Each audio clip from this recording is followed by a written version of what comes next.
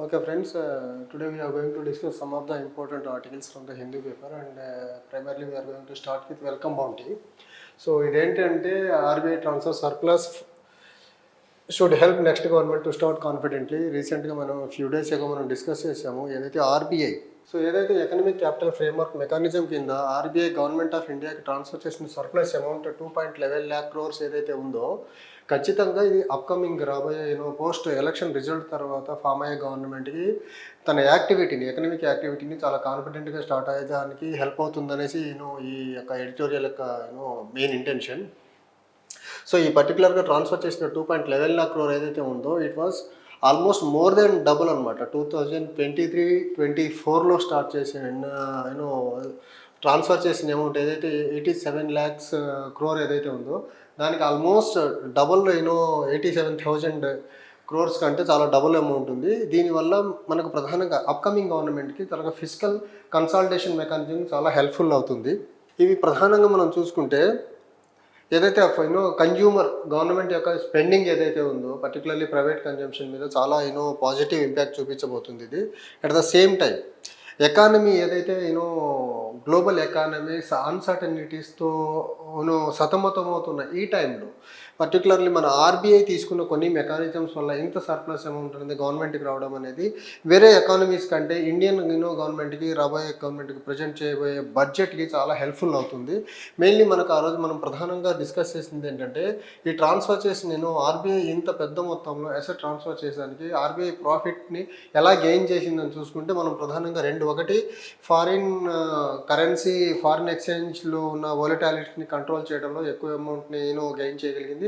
And second most thing ఏంటంటే, మన ఆర్బీఐకి వచ్చిన ఎక్కువ సర్ప్లస్ అమౌంట్ ఎక్కువ వచ్చేదానికి రీజన్ ఏంటంటే, ఆర్బీఐ అసెట్స్ ఇన్వెస్ట్మెంట్స్ ఏదైతే ఫారిన్ అసెట్స్లో ఇన్వెస్ట్ చేసిందో దాని ద్వారా వచ్చిన ఇంట్రెస్ట్లు కూడా చాలా పెద్ద మొత్తంలో ఉండటం వల్ల ఆర్బీఐ దగ్గర సర్ప్లస్ అమౌంట్ ఆల్మోస్ట్ చాలా 2.11 lakh crores ఉంటే ఆ అమౌంట్ని మొత్తాన్ని గవర్నమెంట్కి ట్రాన్స్ఫర్ చేసింది. ఈ గవర్నమెంట్కి ట్రాన్స్ఫర్ చేయడమే కాకుండా ఆర్బీఐ చేసిన ఇంకొక బెటర్ పని ఏంటంటే, కంటింజెంట్ బఫర్ ఏదైనా అన్ఎక్స్పెక్టెడ్ ఆర్ అన్ఫోర్సీన్ కండిషన్స్ ఏదైనా అరేంజ్ అయినప్పుడు వాటిని మీట్ అయ్యేదానికి కావాల్సిన కంటింజెంట్ బఫర్ అమౌంట్ని కూడా ఆర్బీఐ ఆల్మోస్ట్ అంత 50 basis pointని పెంచింది. అంతకుముందు అది 6% ఉండేది, దాన్ని ఇప్పుడు 6.5% చేసింది.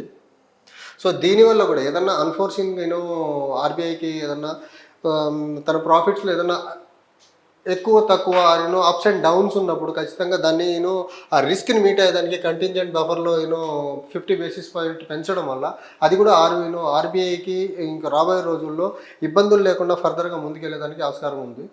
And one more thing, RBI ఈ మధ్య ఇంకొకటి చేసిందంటే, లాస్ట్ 1 yearలో పర్టికులర్లీ 22, 23, 23, 24 మధ్యలో ఆల్మోస్ట్ తన ఫారిన్ ఎక్స్చేంజ్ రిజర్వ్స్ ఏదైతే ఉందో ఆల్మోస్ట్ 61.7 billion 1 yearలో పెంచగలిగింది. సో ఓవరాల్గా ఇప్పుడు ఆర్బీఐ దగ్గర ఉన్న ఫారెక్స్ రిజర్వ్స్ ఎంత ఉన్నాయంటే 645 billion ఉన్నాయి దగ్గరగా. సో దీనివల్ల కూడా ఆర్బీఐకి రాబోయే రోజుల్లో ఇంకా ఆర్బీఐ దాని ప్రాఫిట్స్ పెరిగేదానికే ఎక్కువ ఆస్కారం ఉంటుంది.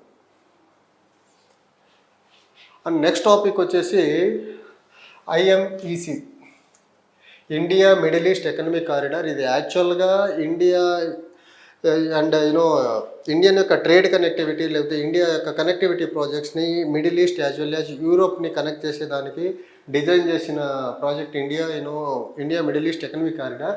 ఇది యాక్చువల్గా ఏదైతే ఇప్పుడు పాలస్తీనా ఇజ్రాయెల్ మధ్య జరుగుతుందో యుద్ధం, దానికి కొన్ని నెలల ముందుగా స్టార్ట్ అయింది.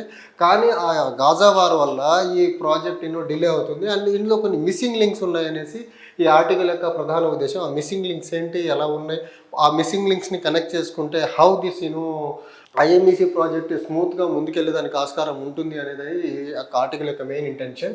సో ఈ మిస్సింగ్ లింక్స్ ఏంటి అంటే, ఒమన్ అండ్ ఈజిప్ట్స్ అనే 2 కంట్రీలని ఐఎంఈసీలో మిస్సింగ్ లింక్స్తో చూపిస్తున్నాయి. అండ్ గాజా వార్ ఏదైతే పాలస్తీనా ఇజ్రాయెల్ మధ్య జరుగుతున్న గాజా వార్ ఏదైతే ఉందో, ఈ మిస్సింగ్ లింక్స్ని ఒక ఆపర్చునిటీగా చూపిస్తుంది. ఎందుకు ఎలా ఈ మిస్సింగ్ లింక్స్ రెండు ఈ ప్రాజెక్ట్ని స్మూత్ టేక్ ఆఫ్కి హెల్ప్ అవుతుంది, 2 ఒమన్ అండ్ ఈజిప్ట్ని కలుపుకుంటే అనేది చూద్దాం మనము. ప్రైమర్లీ మనకు India middle east economic corridor అనేది మనకు 2023లో G20 సమ్మిట్ మీట్ జరిగినప్పుడు అక్కడ సైన్ చేశారు దీన్ని. అండ్ ది మెయిన్ ఇంటెన్షన్ ఈ ప్రాజెక్ట్ని ఏంటంటే దేనికి డిజైన్ చేశారంటే, partnership for the global infrastructure and investment కింద స్టార్ట్ చేశారు. దీని ప్రధాన ఉద్దేశం India middle East economic corridor యొక్క ప్రధాన ఉద్దేశం ఏంటి అంటే stimulate the economic development through enhanced connectivity and economic integration between, particularly ఇది చాలా important, between Asia, Arabian Gulf as well as Europe. ఈ మూడు ప్రాంతాలని కలిపేదానికి economic connectivity and enhanced opportunity, economic integration దానికి హెల్ప్ అయ్యేదానికి ఇండియా మిడిల్ ఈస్ట్ ఎకనమిక్ కారిడార్ని take up చేశారు. కానీ టేకప్ చేసిన తర్వాత ఏదైతే ఒమన్ అండ్ ఈజిప్ట్ని ఇంక్లూడ్ చేయలేదు కాబట్టి ఈ ప్రాజెక్ట్ గాజా వార్ వల్ల ఈ ప్రాజెక్ట్ టేక్ ఆఫ్ ఆగిపోయింది. అండ్ ఈ ప్రాజెక్ట్ని మెయిన్లీ మనం ఎలా చూడాల్సి వస్తుందంటే, ఇండియా ఇంతకుముందు చాబహార్ పోర్ట్ డెవలప్మెంట్లో ఇన్వాల్వ్ అయింది. Chabahar port activities almost all అయిపోయినాయి. ఇరాన్ న్యూక్లియర్ యాక్టివిటీస్ వల్ల, ఏదైతే వెస్టర్న్ శాంక్షన్స్ ఉండటం వల్ల ఇండియా ప్రాపర్గా చాబహార్ పోర్ట్ డెవలప్మెంట్ ప్రాజెక్ట్ని ప్రాపర్గా తీసుకెళ్ళలేకపోతుంది. చాబహార్ ప్రాజెక్ట్ని ఇండియా ఎందుకు ఇంట్రెస్ట్ చూపింది అంటే, చాబహార్ పోర్ట్ ప్రైమరీలీ ఇండియా యొక్క ఆఫ్ఘనిస్తాన్ తర్వాత సెంట్రల్ ఏషియన్ కంట్రీస్కి యాక్సెస్ డైరెక్ట్గా లేదు. ఎందుకంటే మనం పాకిస్తాన్ అనే ఒక ఎనిమి కంట్రీ పక్కన ఉండటం వల్ల మనకు ఆఫ్ఘనిస్తాన్కి వెళ్ళాలన్నా, అక్కడ నుంచి సెంట్రల్ ఏషియాకి వెళ్ళాలన్నా డైరెక్ట్ యాక్సెస్ లేకపోవడం వల్ల చాబహార్ పోర్ట్ అనే పోర్ట్ని ఇరానియన్ సదరన్ కోస్ట్లో ఉంది కాబట్టి దాన్ని డెవలప్ చేసి అక్కడి నుంచి మనకు ఇండియాకి బెటర్ రిలేషన్స్ ఉన్నాయి కాబట్టి ఇక్కడ నుంచి ఇరాన్కి వెళ్ళి, ఇరాన్ నుంచి ఆఫ్ఘనిస్తాన్ సెంట్రల్ ఏషియాకి వెళ్ళి ఒక రూట్ని ప్లాన్ చేసింది. బట్ ఇరాన్ మీద వెస్టర్న్ శాంక్షన్స్ ఉండటం వల్ల ఈ చాబహార్ పోర్ట్ యాక్టివిటీస్ అనేది చాలా స్లోగా వస్తున్నాయి. ద సేమ్ దాన్ని ఎలాగో ఇది స్లో అవుతున్న క్రమంలో ఇండియా మిడిల్ ఈస్ట్ ఎకనమిక్ కారిడార్ని ముందుకు తీసుకెళ్తే అరేబియన్ కంట్రీస్కి, ఏషియన్ కంట్రీస్కి యాజ్ వెల్ యాజ్ యూరోప్కి ఇండియాకి ఒక ఆల్టర్నేట్ వే దొరుకుతుంది, ఆల్టర్నేట్ రూట్ దొరుకుతుంది. దానివల్ల ఏదైతే సూయజ్ కెనాల్కి ఇప్పటివరకు మనకి యూరోప్ యూరోప్ వెళ్ళేదానికి రూట్ ఉందో దాన్ని కూడా బైపాస్ చేసింది. టైం ఇప్పటికి కొంచెం సూయజ్ కెనాల్ నుంచి వెళ్ళాలంటే మనకు ఇండియా నుంచి యూరోప్కి వెళ్ళాలంటే చాలా టైం కన్జ్యూమింగ్ ప్రాసెస్ కాబట్టి టైం కూడా తగ్గేదానికి హెల్ప్ అవుతుందని ఐఎంఈసీలో ఇండియా పార్ట్ అయింది. ఈ ఐఎంఈసీ ప్రాజెక్ట్ని మనం ఇంకొక ఆస్పెక్ట్లో ఎలా చూడాల్సి ఉంటుంది, ఇది counter to BRI border road initiative అనే ఒక చైనీస్ ప్రెస్టీజియస్ ప్రాజెక్ట్ ఏదైతే ఉందో ఈ బోర్డర్ రోడ్ ఇనిషియేటివ్ని కౌంటర్గా కూడా దీన్ని చూడాల్సి ఉంది. ఎందుకంటే ఇండియా ఏ పని చేసినా ఖచ్చితంగా చైనీస్ యొక్క ఇంట్రెస్ట్ని, చైనా యొక్క ఇంట్రెస్ట్లని, చైనా ఎకనమిక్ ఇంట్రెస్ట్లను పర్టికులర్గా, తర్వాత సెక్యూరిటీ ఇంట్రెస్ట్లను పక్కన మైండ్లో పెట్టుకుని ఇండియా ఏ యాక్టివిటీ అయినా తీసుకుంటుంది. ఈ కౌంటర్ టు బీఆర్ఐ అనేది ఎందుకు అంటున్నామంటే, ఈ బోర్డర్ రోడ్ ఇనిషియేటివ్ అనే ప్రాజెక్ట్ ఏదైతే చైనా టేకప్ చేసిందో దీనివల్ల చైనా యొక్క ఇన్ఫ్రాస్ట్రక్చరల్ తర్వాత ఎకనమిక్ ఇంటిగ్రేషన్ మొత్తం అక్రాస్ ద వరల్డ్ జరగాలని ఒక ఇంటెన్షన్తో బీఆర్ఐని చైనా స్టార్ట్ చేసింది. సో దట్ ఇండియా ఈ ఐఎంఈసీ కారిడార్లో ఇన్వాల్వ్ అవడం వల్ల దీనికి ఇండియా యొక్క infrastructural as well as economic ఇంట్రెస్ట్లు పెరిగేదానికి ఆస్కారం ఉంటుంది. మనకు ఐఎంఈసీలో మనకు ప్రధానంగా 2 సపరేట్ కారిడార్స్ ఉంటాయి. అవి ఒకటి east corridor connecting India Arabian Gulf and northern corridor connecting Arabian Gulf to Europe. ఐఎంఈసీలో మనకు ప్రధానంగా 2 కారిడార్స్ ఉంటాయి. ఒకటి east corridor that is connecting India to Arabian Gulf, and the second thing వచ్చేసి మనకు northern corridor that is connecting Arabian Gulf నుంచి Europe. దీనివల్ల the existing maritime road transport route ఏదైతే ఉందో include railway network that aims to be reliable and cost effective cross border ship to rail transit network goods and service transit అనమాట ఇది. So ఏదైతే ఇది ఉందో existing maritime దానికి ప్యారలల్గా మనకు రైల్వే రూట్ కూడా ఈ ప్రాజెక్ట్లో ఇంక్లూడ్ అయి ఉంటుంది. ఈ ప్లాన్లో ఇండియన్ పోర్ట్స్ ఏవేవి కనెక్ట్ అవుతాయి అంటే మనకు కాండ్లా పోర్ట్ గుజరాత్లో ఉన్నది, తర్వాత ముంబై పోర్ట్, తర్వాత ముంద్రా పోర్ట్ ఏదైతే గుజరాత్లో ఉందో ఈ 3 పోర్ట్లని మనకు సీలింగ్స్ ద్వారా అబుదాబి యుఏఈ కోస్ట్లో ఉన్న 3 పోర్ట్లతో కనెక్ట్ చేసి అక్కడి నుంచి రైల్ రోడ్ నుంచి సౌదీ అరేబియా నుంచి మనకు యూరోప్కి వెళ్ళేదానికి ఈ కారిడార్ హెల్ప్ఫుల్గా ఉంటుంది. దీనివల్ల ఈ 4800 కిలోమీటర్ లాంగ్ ఐఎంఈసీ కారిడార్ ఏదైతే ఉందో రీజనల్లీ చాలా సెక్యూర్డ్ ప్లేసెస్ కూడా ఈ కారిడార్ అవుతుంది. తర్వాత ట్రేడ్ యాక్సెస్ని పెంచుతూ ఉంది అండ్ ట్రేడ్ ఫెసిలిటీస్ని రీజియన్ల మధ్య ట్రేడ్ ఫెసిలిటీస్ని ఇంప్రూవ్ చేస్తూ ఉంటుంది. దీనివల్ల సూయజ్ కెనాల్ నుంచి ఇప్పుడు సూయజ్ కెనాల్ ద్వారా వెళ్ళచ్చు. సూయజ్ కెనాల్ ద్వారా మనం వెళ్ళే రూట్లో ఏదైతే ఉందో ఓన్లీ అది సీ రూట్ మాత్రమే ఉంది. అక్కడ మనకు రోడ్ కనెక్టివిటీ లేదు కాబట్టి మనకు రోడ్ కనెక్టివిటీ కావాలంటే యూరోప్కి వెళ్ళేదానికి మెయిన్లీ మనం పాకిస్తాన్ వెళ్ళాలి. పాకిస్తాన్తో ఇండియాకున్న బెటర్ రిలేషన్స్ని బేస్ చేసుకొని మనకు ల్యాండ్ రూట్ దొరకట్లేదు కాబట్టి ఐఎంఈసీ అనే ప్రాజెక్ట్ ఏదైతే ఉందో ఖచ్చితంగా ఇండియా యొక్క యాక్సెస్ ఆర్ డైరెక్ట్ రూట్ యూరోప్కి ఏదైనా వెళ్ళాలి అంటే ఖచ్చితంగా ఐఎంఈసీ హెల్ప్ అవుతుంది. చాబహార్ కూడా సెంట్రల్ ఏషియా తర్వాత ఆఫ్ఘనిస్తాన్కి హెల్ప్ అయ్యేది. కానీ ఇప్పుడు ఐఎంఈసీలో ఇండియా జాయిన్ అవ్వడం వల్ల సెంట్రల్ ఏషియా అవుతుంది, ఏషియా అవుతుంది, ఆఫ్ఘనిస్తాన్ అవుతుంది, తర్వాత మనకు యూరోప్ కూడా అడిషనల్గా వెళ్ళేదానికి ఉంటుంది. సూయజ్ కెనాల్ ద్వారా వెళ్ళే లాంగ్ రూట్ కూడా కొంచెం బైపాస్ చేసి టైం సేవ్ అవుతుంది, at the same time resources save అవుతాయి. ఈ ఐఎంఈసీ ప్రాజెక్ట్ ఏదైతే ఉందో ఇది ప్రధానంగా మనకి ఇక్కడ నుంచి ఇండియా యూరోప్ మధ్య జరిగే ట్రేడ్కి మనకు ఖచ్చితంగా టైం తగ్గిస్తూ ఉంది, at the same time distance తగ్గిస్తూ ఉంది. ఈ రెండు కాకుండా ఏదైతే ఎస్టిమేటెడ్ కాస్ట్ ఏదైతే ఉందో ట్రాన్స్పోర్టింగ్ కాస్ట్ గూడ్స్ యూరోప్కి 30% టైంని సేవ్ చేస్తుంది అండ్ 40% రిసోర్సెస్ని సేవ్ చేస్తూ ఉంది ఈ పర్టికులర్ ఐఎంఈసీ కారిడార్. అండ్ ఏదైతే ఈ ఐఎంఈసీ కారిడార్ ఏదైతే ఉందో India economic middle east corridor, ఇది ఖచ్చితంగా కౌంటర్ టు ది బీఆర్ఐ అనేసి ఈ ఆర్టికల్లో మెన్షన్ చేశారు. ఇది ఎందుకు అంటే ఇప్పుడు మనము చైనా తీసుకున్న బీఆర్ఐ ఇనిషియేటివ్ ఖచ్చితంగా ఇండియాని at the same time western countries India చైనాకి అడ్వర్సరీస్గా ఎకనమిక్ అడ్వర్సరీస్గా ఫీల్ అవుతున్న ప్రతి కంట్రీకి ఒక ఛాలెంజ్ విసురుతుంది ఈ ఐఎంఈసీ కారిడార్. ఎందుకంటే దీనికి బీఆర్ఐ కౌంటర్ అని అంటున్నామంటే రిసోర్సెస్ పరంగా కానీ లేకపోతే ఇంటర్నేషనల్ సపోర్ట్ పరంగా దీనికి స్టేక్ హోల్డర్గా యుఎస్ ఈ ఐఎంఈసీ కారిడార్లో ఉండటం వల్ల ఈ ఏదైతే ఐఎంఈసీ కారిడార్ ఏదైతే దీనికి ఒక గ్రాండియర్ లుక్ రాబోతుంది. ఎందుకంటే చైనా దగ్గర ఉన్న రిసోర్సెస్ని మీట్ అయ్యి ఈ ప్రాజెక్ట్ని ముందుకు తీసుకెళ్లాలంటే యూఎస్ లాంటి మేజర్ ఎకానమీ యొక్క సపోర్ట్ ఖచ్చితంగా అవసరము. అందుకని యూఎస్ ఎలాగో ఇందులో ఒక మేజర్ స్టేక్ హోల్డర్గా ఉంది కాబట్టి ఈ ప్రాజెక్ట్ ముందుకు వెళ్ళేదానికి ఒక స్మూత్ ప్యాసేజ్ అయితే కనపడుతూ ఉంది. నేను ఇందాక చెప్పినట్టు గాజా వార్ ముందు 1 month ముందే ఈ ఐఎంఈసీ కారిడార్ని G20 సమ్మిట్లో సైన్ చేశారు. గాజా వార్ జరిగిన తర్వాత గాజా వార్ ఒక పక్క జరుగుతున్న క్రమంలో మనకు ఐఎంఈసీ మిస్సింగ్ లింక్ని మనం Iran, Oman as well as ఈజిప్ట్ని చూసాము. తర్వాత హౌతీస్ ఏదైతే యెమెన్లో హౌతీస్ అనే ఒక రెబెల్ గ్రూప్ ఉన్నారో వాళ్ళు మనకు యెమెన్ ఏదైతే ఇజ్రాయెల్కి వెళ్ళాల్సిన షిప్స్ ఉన్నాయో రెడ్ సీ గుండా హౌతీస్ యొక్క ప్రాబ్లం రెడ్ సీ సరౌండింగ్ రీజియన్లో ఎక్కువగా ఉండటం వల్ల ఖచ్చితంగా ఈ ప్రాజెక్ట్ ముందుకు స్మూత్గా వెళ్ళేదానికి ఆస్కారం లేకుండా అయిపోయింది. సో అందుకనేసి ఈ హౌతీస్ యొక్క ఇంపాక్ట్ని కూడా తక్కువ చేసి ఈ ప్రాజెక్ట్ని ముందుకు వెళ్ళాలంటే ఖచ్చితంగా ఒమన్ యాజ్ వెల్ యాజ్ ఈజిప్ట్ని దీనికి మనం ఓపెన్ చేసుకుంటే ఒమన్తో ఇండియాకి ఒక లాంగ్ ఓల్డెన్ డేస్ నుంచి కూడా మంచి రిలేషన్స్ ఉన్నాయి. ఇండియా ఒమన్ మధ్య ట్రెడిషనల్గా కూడా మంచి ట్రేడ్ రిలేషన్స్ ఉన్నాయి మనకు. అట్ ద సేమ్ టైం ఈజిప్ట్తో కూడా ఇండియాకి మంచి రిలేషన్స్ ఉన్నాయి. ఈజిప్ట్ ఈ ప్రాసెస్లో ఏం చేసిందంటే ఈ ఇండియా ఎకనమిక్ కారిడార్లో వాళ్ళని ఇంక్లూడ్ చేయలేదని ఒక డిస్ప్లేజర్ని కూడా చాలా క్వైట్గా ఎక్స్ప్రెస్ చేసిందనేసి ఈ ప్రాజెక్ట్ ఈ పర్టికులర్ ఆర్టికల్లో మెన్షన్ చేయడం జరిగింది.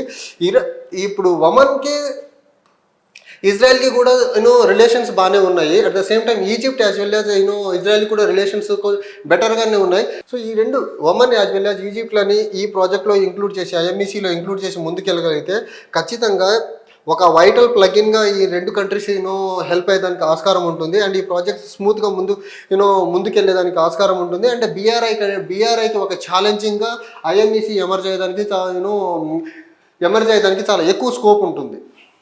అండ్ నెక్స్ట్ టాపిక్ వచ్చేసి మన అజిత్ దోవల్ గారు నిన్న బీఎస్ఎఫ్ ఒక మీట్లో ఉండి అడ్రస్ చేసిన అంశం ఏంటంటే undefined borders adversely effects our country అనేసి అన్నారు. దీని ఉద్దేశం ఏంటంటే మన బోర్డర్స్ యొక్క అన్డిఫైన్డ్ బోర్డర్స్ ఇర్రెగ్యులర్ బోర్డర్స్ ఉండటం వల్ల అది ఎక్కువ సెక్యూరిటీని అక్కడ డిప్లాయ్ చేయాల్సి వస్తుంది.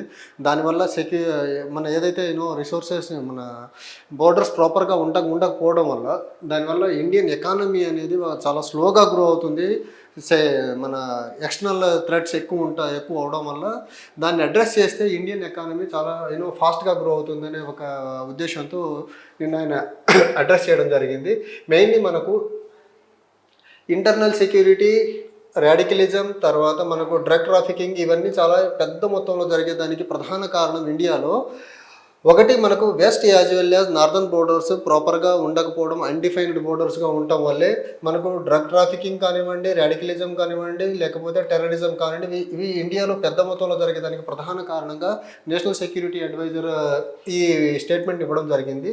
ఎప్పుడైతే మన బోర్డర్స్ అయితే ప్రాపర్గా ఉంటాయో ప్రాపర్గా డిఫైన్ చేయబడతాయో ఖచ్చితంగా మనకు సెక్యూరిటీ డిప్లాయ్మెంట్కి ప్రాపర్గా మనం చేసుకునే దానికి ఆస్కారం ఉంది. తద్వారా ఏంటంటే ఈ రాడికలిజం కానివ్వండి, టెర్రరిజం కానివ్వండి, తర్వాత డ్రగ్ ట్రాఫికింగ్ని కానీ మనకు బోర్డర్లో ప్రాపర్గా కంట్రోల్ చేయొచ్చు. ఇండియన్ బోర్డర్లోకి ఎంటర్ కాకుండా, సో దట్ ఇండియన్ యొక్క ఎకనమిక్ ప్రోగ్రెస్ బెటర్గా ఉంటుంది అనేది మన నేషనల్ సెక్యూరిటీ అడ్వైజర్ గారి ఇంటెన్షన్. అది ఖచ్చితంగా ఇక్కడ ఏ కంట్రీకి అయినా సరే ఎప్పుడైతే బోర్డర్స్ పర్ఫెక్ట్గా డిజైన్ చేయబడి ఉంటాయి, ఎప్పుడైతే బోర్డర్స్ సెక్యూర్గా ఉంటాయో ఆ కంట్రీ యొక్క economic prosperity, economic growth and economic progress చాలా బెటర్గా ఉంటుంది. దానికి బెస్ట్ ఎగ్జాంపులే మనకు వెస్ట్రన్ కంట్రీస్ యొక్క మోస్ట్ ఆఫ్ ద బోర్డర్స్ చాలా ప్రొటెక్టెడ్గా, చాలా సేఫ్, సెక్యూర్డ్గా అండ్ చాలా ప్రాపర్గా డివైడ్ చేయబడి ఉన్నాయి. కాబట్టి వెస్ట్రన్ కంట్రీస్ యొక్క ఎకనమిక్ డెవలప్మెంట్ అండ్ అడ్వాన్స్మెంట్ చాలా బెటర్గా ఉంటుంది. సో దాన్ని మైండ్లో పెట్టుకొని దోవల్ గారు ఈ స్టేట్మెంట్ ఇచ్చారు. అంటే వన్ మోర్ ఎగ్జాంపుల్ కూడా చెప్పారు. నిన్న ఇండియా యొక్క టాక్టికల్ ఇంటెలిజెన్స్ లెవెల్స్ చాలా బలంగా ఉండటం వల్ల కొంతవరకు మనము ఏదైతే ఇన్ఫిల్ట్రేషన్స్ ఉన్నాయో, ఏదైతే డ్రగ్ ట్రాఫికింగ్ జరుగుతుందో, ఏదైతే రాడికలిజం ఆర్ టెర్రరిజం ఇండియాలోకి ఇన్ఫిల్ట్రేట్ కాకుండా కంట్రోల్ చేయగలుగుతున్నాం అన్నారు. అండ్ రీసెంట్గా ఆయన ఇంకో చెప్పింది ఏంటంటే ఇజ్రాయెల్ గురించి ఒక ఎగ్జాంపుల్గా చెప్పారు. ఇజ్రాయెల్ ఎప్పుడు కటింగ్ ఎడ్జ్ ఇంటెలిజెన్స్ బోర్డర్లో చాలా వీక్గా ఉండటం వల్లే హమాస్ అనే ఒక టెర్రర్ గ్రూప్కు సంబంధించిన వాళ్ళు ఎక్కువ మొత్తంలో ఇజ్రాయెల్లోకి వచ్చేసి అటాక్స్ చేయగలిగారు. ఆ విషయంలో ఇండియా యొక్క టాక్టికల్ ఇంటెలిజెన్స్ అనేది చాలా బలంగా ఉందని ఒక ఎగ్జాంపుల్గా చెప్పారు. ఎప్పుడైతే మన బోర్డర్స్ ప్రాపర్గా డిఫైన్డ్గా ఉంటాయో అప్పుడు మన సెక్యూరిటీ డిప్లాయ్మెంట్ అనేది చాలా బెటర్గా ఉండేదానికి ఆస్కారం ఉంటుంది. ఎప్పుడైతే బోర్డర్స్ ప్రాపర్గా డిఫైన్ చేయబడవో అప్పుడు మనకు ఎల్ఓసి ఉంది. ఎల్ఓసి అనేది ప్రాపర్గా డిఫైన్ చేయబడిన బోర్డర్ కాదది.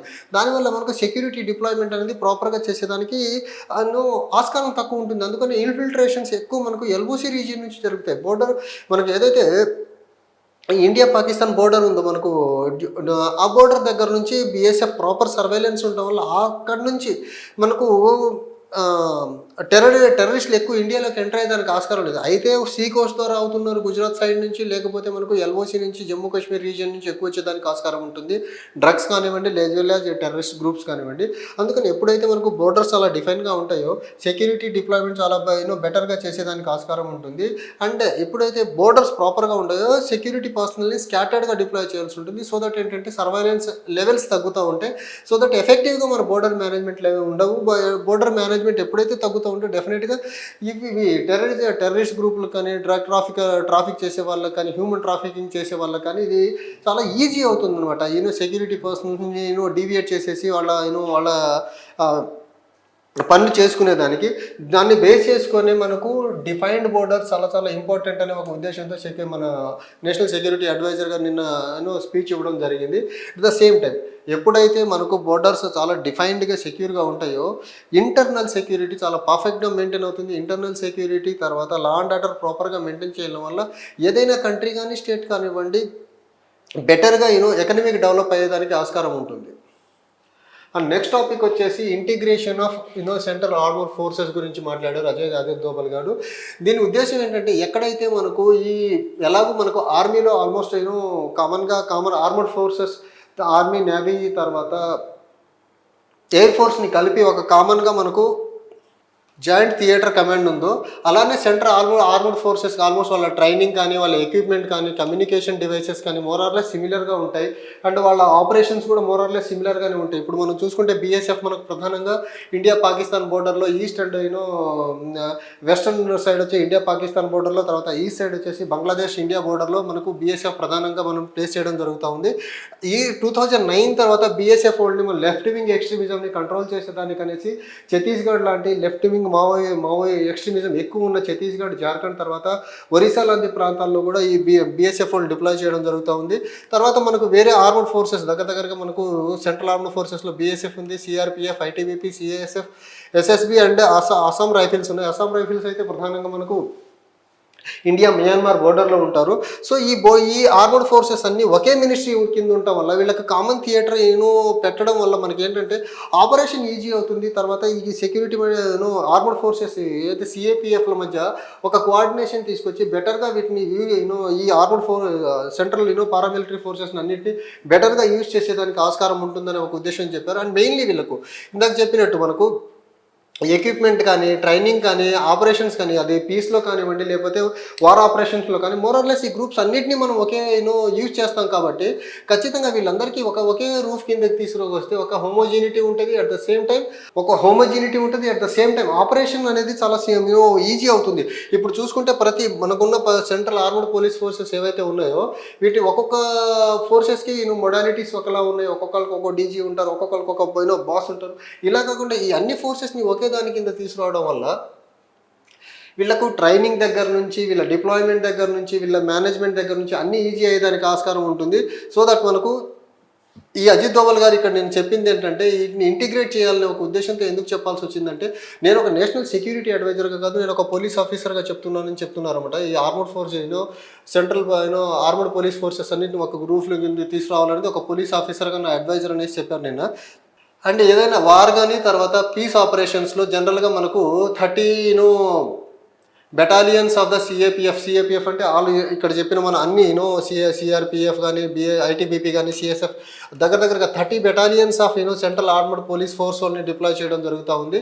ఎలాగో ఈ సెంట్రల్ ఆర్మడ్ పోలీస్ ఫోర్స్ అందరినీ chief peace as well as war war మెయింటెనెన్స్లో పెడుతున్నారు కాబట్టి వీళ్ళందరినీ ఒక కామన్ ప్లాట్ఫామ్ కిందకి తీసుకొస్తే కంట్రోలింగ్ అనేది ఈజీగా ఉంటుంది, డిప్లాయ్మెంట్ అనేది ఈజీ ఉంటుందనే ఒక ఉద్దేశంతో చెప్పడం జరిగింది.